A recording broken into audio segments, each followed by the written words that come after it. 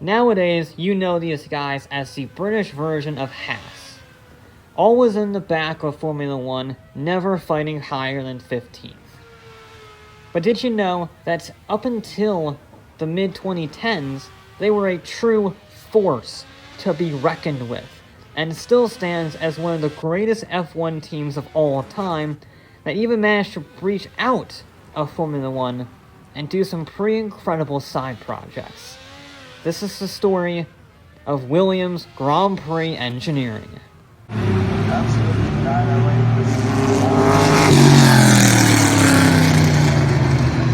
Frank Williams was born to an Air Force officer and a school teacher.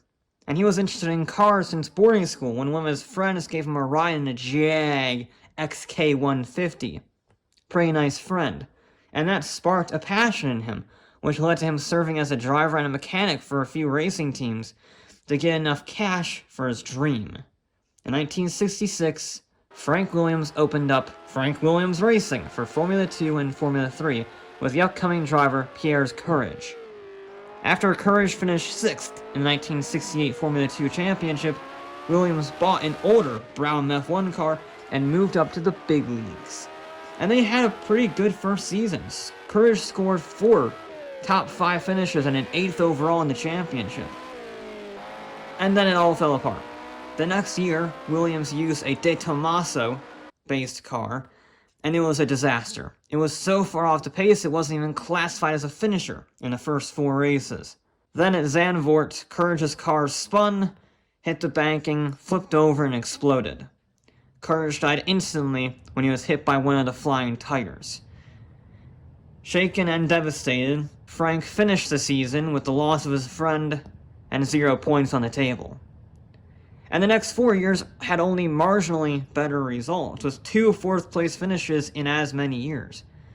If Williams wanted to win, they would have to do it themselves. So they developed the Izzo Marlboro FW in 1973, and by 1975 it had evolved into the Williams FW04, which began to show some promise. Williams scored 2nd that year at the Nürburgring, their first podium with their own car, and then in 1976 they reverted back to type, and their highest finishing position was 9th. To be honest, FWR was a bit of a failure. With no wins and only 12 points in their entire F1 career, Frank Williams Racing was sold to Walter Wolf, which became Wolf Racing. But Frank didn't give up. He and his engineer, Patrick Head, founded Frank Williams Grand Prix Engineering in an Oxfordshire shed in 1977. And to be honest, it was a bit of a failure as well at the beginning. Williams had to use an older March 76 chassis, which didn't work. So if at first you don't succeed, I guess you'd try the same thing again, apparently. Luckily, they came to their senses in 1978 and went back to building their own cars, the FW06. And they never looked back at buying another team's vehicle. And it worked with a 2nd place finish at Watkins Glen that year. But it was 1979 where they finally got their act together with the FW07. Launched midway through the 1979 season, it catapulted Williams from back of the grid to championship contenders. Clay Regazzoni scored Williams' first win at their home Grand Prix at Silverstone. And then Williams dominated the second half of the season with another 4 wins. But it came too late and they could only score 2nd in the championship. But it did its job. 1979 was a wake-up call to Formula 1 that Williams had finally found their footing. And when the FW07B had ground effects systems fitted, which was pioneered by Lotus earlier that year, it proved top dog. In 1980, Alan Jones won 5 races, another 5 podium positions to secure a championship victory. And when his teammate Carlos Reutemann winning at Spa, Williams decimated the Constructors' title with double the points of the 2nd place team. And they repeated that feat in 1981, although Nelson Piquet beat Reutemann by just 1 point to the driver's title. Lotus may have invented ground effect with the 79, but Williams mastered it, as Keke Rosberg won 1982 driver's title during an epic and heartbreaking season. Rosberg only won a single race, the 1982 Swedish Grand Prix, but he was consistent enough to win the title. And it also helped that this was arguably the most evenly matched field in F1 history, with 11 different drivers winning a Grand Prix that season. But it was also horrific, because the ground effect had simply gone too far. They weren't even using front wings at this point. And that led to extreme dangers, leading to several horrific accidents, including 2 deaths, that led to ground effect being banned. And it wouldn't be until the pairing of Honda engines and Nigel Mansell in the mid-80s that Williams had success come back to them. Because the 1980s, the late 1980s I should say, saw an epic rivalry between Williams, Ferrari, Lotus, and McLaren battling for the Constructors' Championship. The 1985 title was so close that all 4 of them were separated by just 19 points in the standings, with Williams and Lotus tied at 71 points apiece. Williams actually beat Lotus, scoring a podium position that year, just based on the number of race wins. But just when it seemed that they were starting to recover what they had lost after 1982, tragedy struck. Frank Williams crashed his car driving to a half marathon.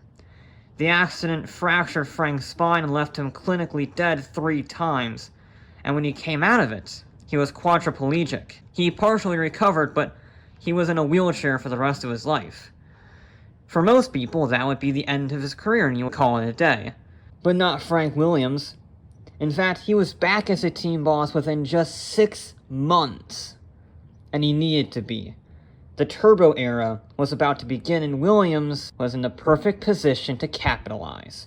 The 1.5-liter turbocharged V6 by Honda made 1,200 horsepower in qualifying, and that alone made the FW11 simply unstoppable in 1986. Mansell would have won the title if not for a tire blowout at the final race of the season, handing Prost the championship by just 2 points. But in 1987, the only contest was between the Williams drivers, thanks to one tiny ace up the sleeve by the name of electronic active suspension. Technically speaking, it was the last advancement made by Colin Chapman before his death. Lotus pioneered the system with the Lotus 99T, but Colin's death prevented the system from truly working properly. But Williams cracked the code. It worked by using sensors to measure body movement and the car's ride height. The sensors fed that information to a computer, which automatically adjusted the suspension to keep the car more stable. That's pretty common these days, especially on the luxury sedans and SUVs. But this is 1987. Computers are massive things. The fact that they fitted this in a Formula 1 car and made it work is nothing short of incredible. And the results speak for themselves. Williams won 9 out of 16 Grand Prix, including 4 1-2 lockouts, and scored Nelson Piquet's final championship. Then McLaren entered their ultimate form with the MP4-4 and ruled F1 for the next 4 years, thus ending the surprise of active suspension. So Williams looked for another computer-based innovation to keep them ahead of McLaren. Driver aids, like traction control, anti-lock brakes, and semi-automatic gearboxes. All of these are mandatory on every single road car today, but Williams broke first ground way back in 1992. And when you combine the computer tech, improved aerodynamics, and the 750 horsepower Renault V10, the FW14 would be legendary. It outqualified the next fastest team by 2 seconds at Silverstone. And if you would believe it, they won both titles in 1992 by an enormous margin. And 1993's FW15C, driven by Alain Prost, was even better, producing 12% more downforce and 30 more horsepower than the 14. It was a great car without the electronics, and with them, it changed Formula 1 forever. On top of the 14's systems I mentioned earlier, the 15C pioneered things like power steering, drive-by-wire controls, a fully automatic transmission, and even experiments with CVT transmissions, albeit those were banned before they could even be raced. In fact, people were so concerned with Williams' advancement in driver aids, that they were banned altogether by 1994, although Benetton didn't seem to get the memo. In the meantime, Williams and Prost took 7 wins in 1993, securing Prost's 4th championship title and Williams' 6th constructor title. But the first year without any driver aids left the FW16 uncompetitive and downright unstable. Now that Prost had retired, 3-time champion Ayrton Senna was free to join the team. There was actually a clause in Prost's contract that he couldn't work with Senna after the debacle of the McLaren team. And although he did score 3 out of the first 3 pole positions, even the legendary Senna couldn't tame the 16B. The performance window was incredibly narrow due to aerodynamics, which were designed for active suspension, and then midway through development, that suspension was banned. And as you might know already, this all came to a head at Imola in 1994.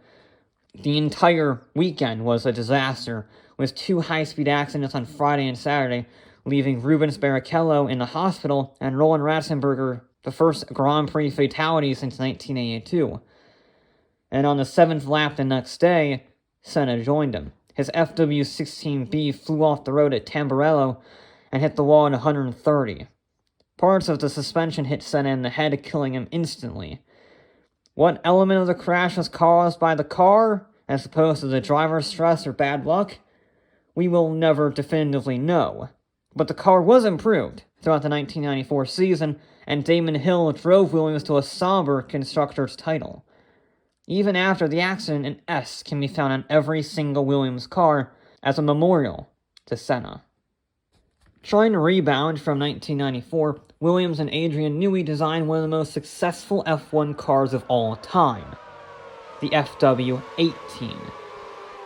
As per stated in the new FIA rules, the driver had to sit lower down for more protection, and this had the side effect of lowering the center of gravity. And when combined with over 9,000 kilometers of testing, the 18 was unstoppable. Hill and Villeneuve won 12 out of 16 races that season with 6 1-2 finishes, and Hill took the title by 9 points after Villeneuve had his wheel fall off during the final race, relegating him to 2nd in the championship. Truth be told, Williams didn't really give a damn who won, because they had already taken the title by that point, with a 105-point gap to Ferrari. And they rounded out the century with the FW 19, 20, and 21, with the 19 being the more successful of the 3, which was the only car on the grid that could put up a fight against Schumacher's Ferrari. And as a result, Villeneuve won Williams' last driver championship and constructor championship in 1997. After that, we start to get to the points that you know what Williams is about. The 21st century decline. Between 2000 and 2013, they scored just 7 wins and a highest championship position of 2nd, over 130 points behind Ferrari. Well, except once. You see, before the current era of Williams, there was 1 year that they showed they were still top of the world. 2003. Unlike many early 2000s championships, which were dominated by Ferrari, both Williams and McLaren were able to put up a pretty good fight. The FW25 was completely new from the ground up, and sure, it wasn't perfect. It had grip problems and reliability issues, but with new tires being introduced at Monaco, the 25 became a true contender. It won 4 races with 2 1-2 finishes, scoring 2nd in the championship, just 2 points ahead of McLaren. But 2003 was a bit of an outlier, because after that epic season, Pastor Maldonado scored Williams' last win, as of 2021, was a shock out of the blue win at the 2012 Spanish Grand Prix. Which brings us to the, current era, since 2022 regulations haven't come out yet, the turbo hybrid era. They haven't won any races since the 2012 Spanish Grand Prix, but they were competitive at some points, despite the last few years. In fact, the FW36 from 2014 was arguably the best car on the grid short of Mercedes. Which is kind of weird. At one point in the turbo hybrid era, Williams was the 2nd fastest car on the grid. That is something you do not hear very often. The two cars, the FW36 and the FW37, scored Williams 12 podium finishes and 2 third-place championship finishes, and then everything fell apart. In 2016, they scored 138 points, 2017, 83 points, then 7 points in 2018, and then just 1 point in 2019, finally suffering their first pointless season in 2020, not finishing higher than 11th. Yikes. It wasn't until 2021 where George Russell finally came into his own, out-qualifying Hamilton's Mercedes twice in Belgium and Russia, admittedly helped by rain, but it still showed A, the immense talent of Russell, and B, how even all these F1 cars are when they don't have actual traction. And with a controversial second-place finish at Spa, Williams managed to score a 4-year best finish of 8th in the championship ahead of Alfa Romeo and Haas. Sadly, the Williams family wasn't there to see it, as both Frank and his daughter Claire left the team in 2020. And shortly after that, Frank Williams passed away in November last year at age 79. Truth be told, I'm not sure how Williams will fare in the upcoming 2022 regulations, because, well, it's unproven.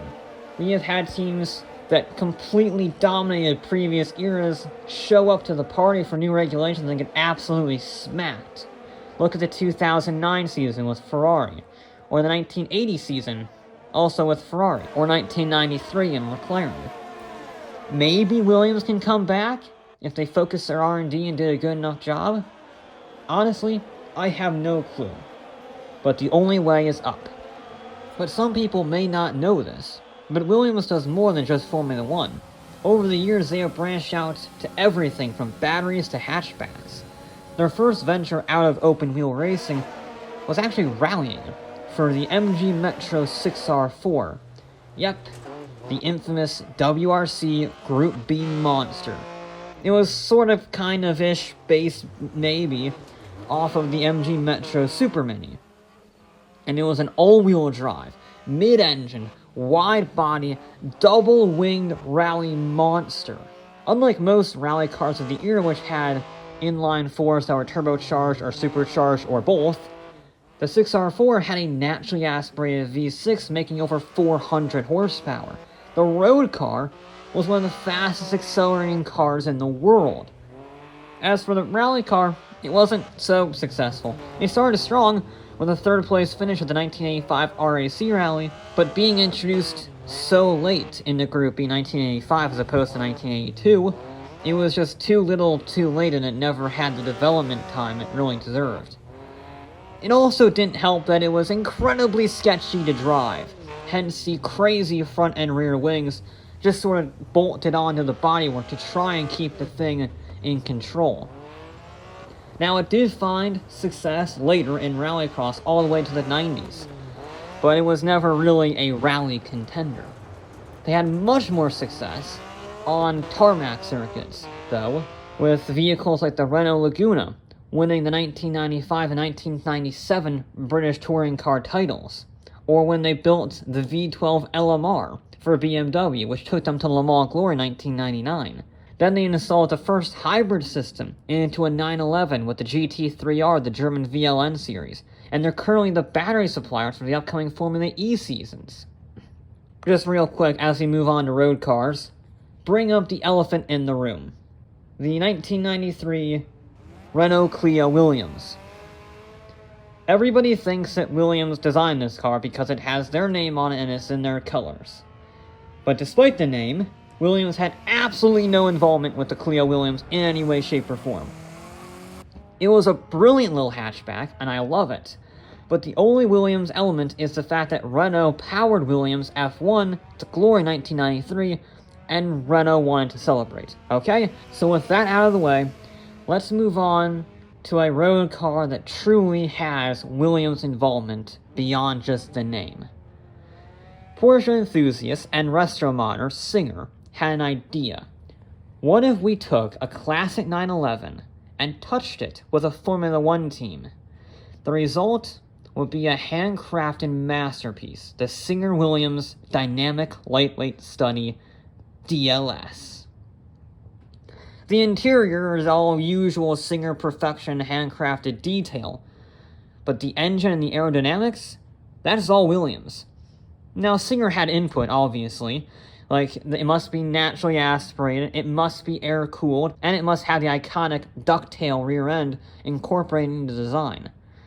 But Williams and Singer also wanted everything to be functional as well, so Williams chiseled in pathways into the roof so that air can flow over the rear wing in the most efficient way. And combine that with the gurney flap, front splitter, and rear diffuser that works in tandem with the exhaust, it's a seriously high-tech machine. And it's a very light high-tech machine, just 2,300 pounds thanks to carbon fiber construction.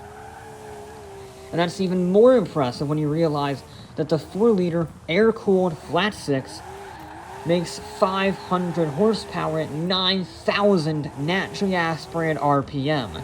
It's an incredible machine. The power-weight ratio is off the scale. I could quote you the top speed and the 0 to 60 on the data figures you could dream about, but to be honest, the Singer DLS is much more about driving experience and exquisiteness and detail.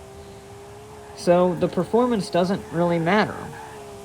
What does matter, that if you wanted to buy one of the 75 cars made, it costs $1.8 million.